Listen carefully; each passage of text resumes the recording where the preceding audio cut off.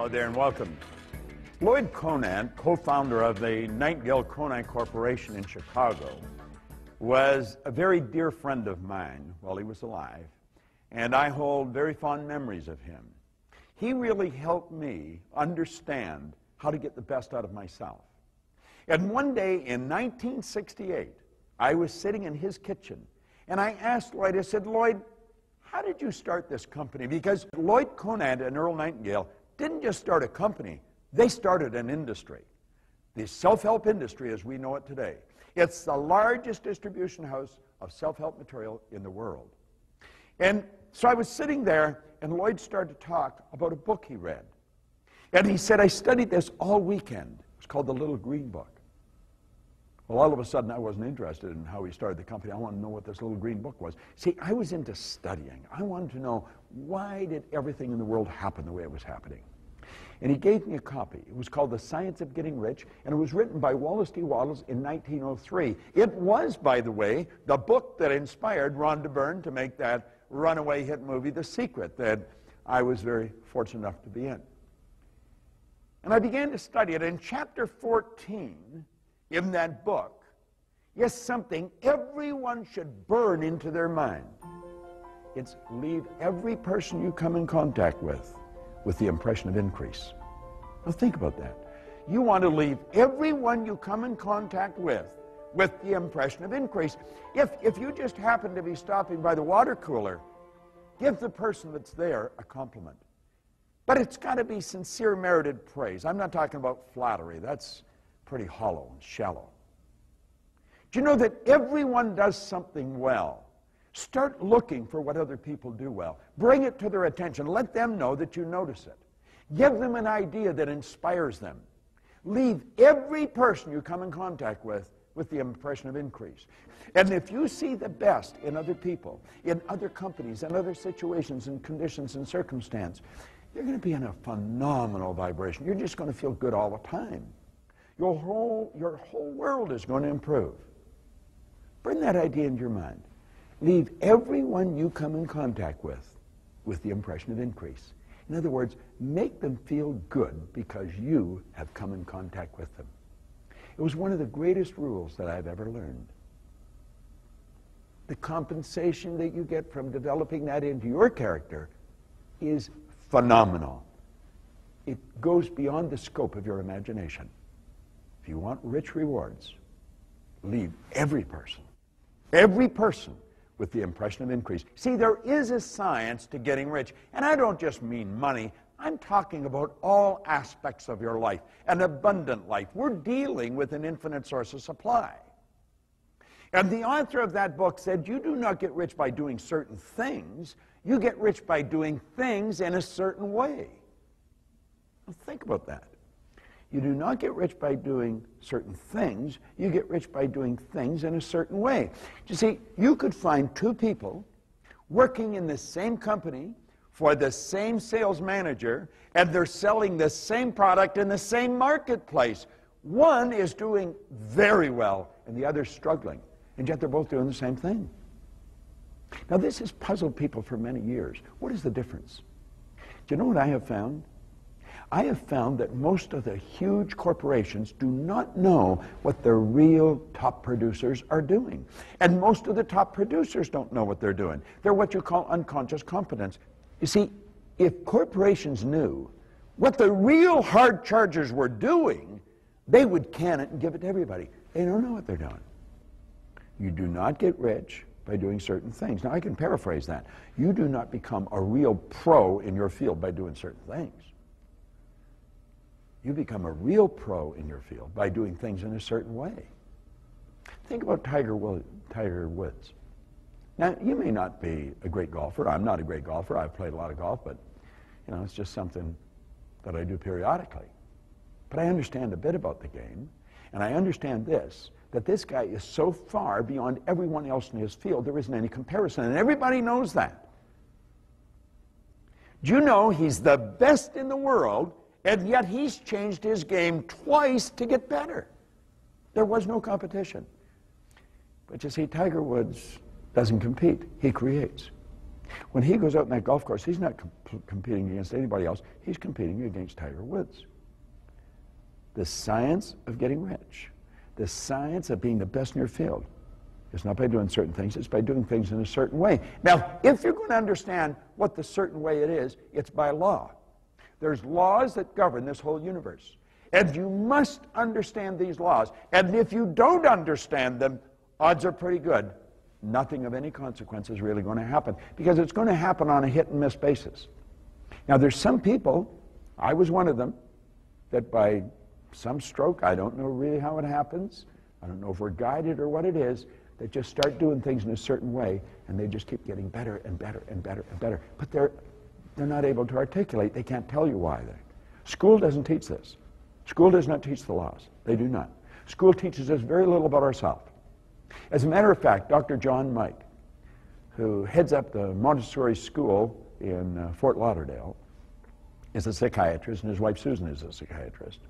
He said that I taught him more about the mind in 1 year than he had learned in 4 years of medical school and 5 years of psychiatric training. Now, I always found that rather interesting, since I just shared with him what a good doctor had shared with me. See, I have learned some of the basics for really improving the quality of your life. That's what thinking into results is all about. It's about the basics. And one of the basics is that you do not become the best in your field by doing certain things. You become the best in your field by doing things in a certain way. You've got to be very calm and confident. You've got to know who you are. James Allen said, calmness of mind is one of the beautiful jewels of wisdom. It's the result of long and patient effort in self-control.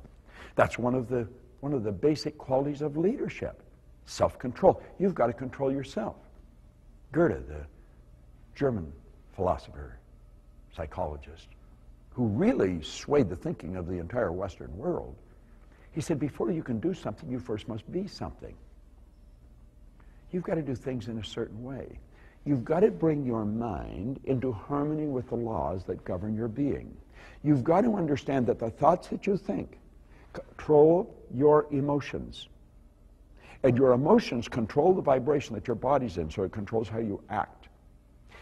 If you don't spend a respectable amount of time gaining an understanding of the relationship of the conscious to the subconscious to the body, you're dealing on a hit-and-miss basis. Life is very short. It can be an absolutely phenomenal trip, but it can also be a massive headache if we don't understand how to make things happen. The law says what you put out comes back. We just want to put the very best out. It doesn't matter what anybody else is doing. If you're going to win, you've got to be courageous. I quoted Earl Nightingale in a previous lesson where he said the opposite of courage is not cowardice, it's conformity. It's just going along with everybody else. Don't do what everybody else is doing. You're going to end up where they end up. Nowhere. Struggling to get by. You want to stand out like a beacon on a dark night. You want to make certain that you are one of the most effective human beings that you could ever be. Do things in a certain way. The one point that all great leaders have agreed on, I've quoted them 2 or 3 times, is that you and I become what we think about. It's not just the thoughts that we consciously entertain. We have all kinds of ridiculous, negative, aborted thoughts that come flying through our consciousness. That's not what we become.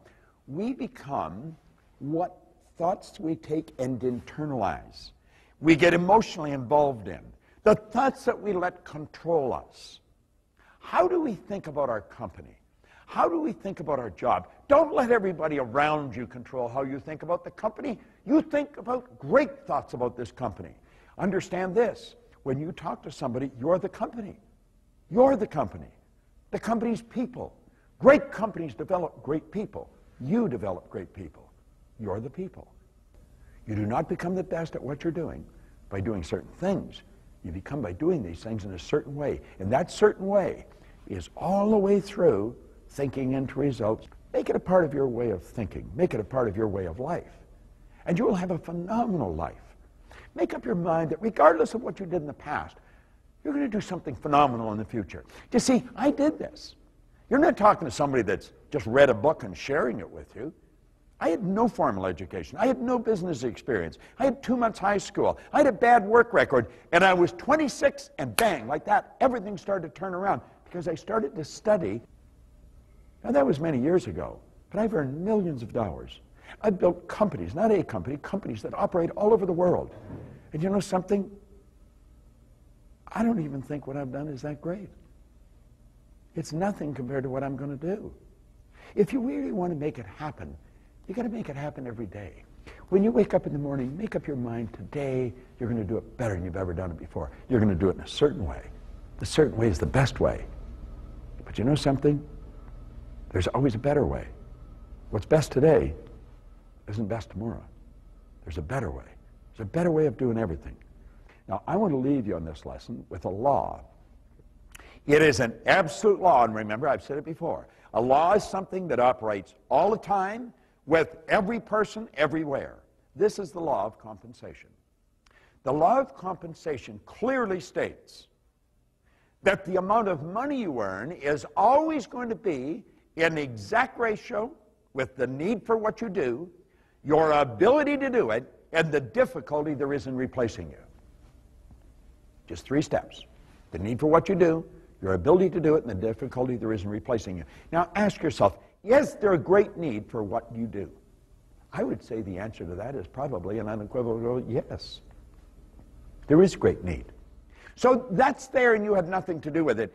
If you just focus on the second step, you're going to become better at what you do. Every day you're going to perfect it just a little bit. You know something? You're going to be very difficult to replace. Now, there's no one that's indispensable. In fact, I read a poem one time. It says, it was called The Indispensable Person. It said, put your hand in a bucket of water, put it in up to the wrist, pull it out, and the hole that remains is just how much you'll be missed. You can splash all you want as you enter. You can stir up the water galore, but take it out in no time. It'll be much the same as before. The idea behind it was that there's no indispensable person, but there's some that are very difficult to replace. I mentioned Tiger Woods. You know, he paid millions of dollars just to show up at a golf tournament. He draws people like no other golfer can. He's the very best at what he does. Make up your mind, if you take care of the second point here, it's the need for what you do, your ability to do it, and the difficulty there is in replacing you. You make up your mind, you're going to become very good at what you do. You're going to give it everything you've got. You're going to do things, everything, in a certain way. You're going to become very difficult to replace. And you know something? When that happens, your stock goes up. And if where you're working doesn't recognize that, there will be somebody waiting at the door that'll always pay you more. The opportunity's always here. It's always here for the person who masters what they do. You do not get rich by doing certain things. You get rich by doing things in a certain way. It's a phenomenal concept. It's one that's guided my life for many, many years, and I've been richly rewarded. I live in a healthy body. I have friends on every continent, in almost every major city in the world. I earn all kinds of money. I have all kinds of fun. But you know something? Everything I do in a certain way. I have found, after close to 50 years, that I really don't know much about myself. And I'm excited to learn more. Because as I do, more of my world unfolds. You know, we're something like a flower that blooms. Imagine a rose for a moment. Do you know you can stand and stare at a rose, and it'll completely unfold before your eyes, and you'll never see a petal move. And if you try and force the unfoldment of that rose, you'll kill it. A rose is one of the most beautiful expressions of life. And you are without question one of the most magnificent expressions of life. And do everything in a certain way. You'll be compensated in a just way. Spot Proctor, thank you.